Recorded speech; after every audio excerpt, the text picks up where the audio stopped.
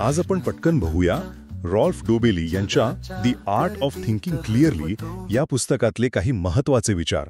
कधी विचार केलाय का की आपण नेहमीच इतके लॉजिकल का नसतो? तर हे पुस्तक आपल्याला नेमकं हेच शिकवतं.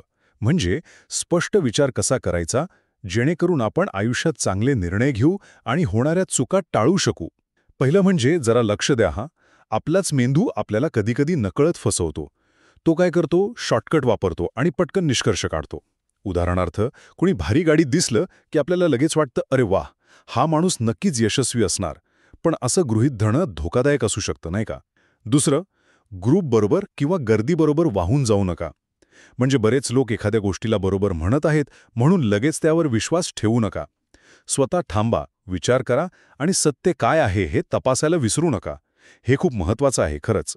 आणि तिसरं, शेवटचं, एखाद्या निर्णयाचं यश फक्त त्याच्या रिझल्टवरून ठरवू नका. त्याऐवजी निर्णय घेताना तुमची पद्धत बरोबर होती का, जी माहिती होती ती वापरली होती का, यावर लक्ष द्या. कारण कधीकधी एकदम योग्य प्रक्रिया वापरूनही निकाल आपल्या मनासारखा लागत नाही. हे लक्षात ठेवा. तर थोडक्यात काय, स्पष्ट विचार करायला शिकणं आपल्याला जास्त चांगले निर्णय घ्यायला आणि आपलं आयुष्य अधिक यशस्वी करायला नक्कीच मदत करतं.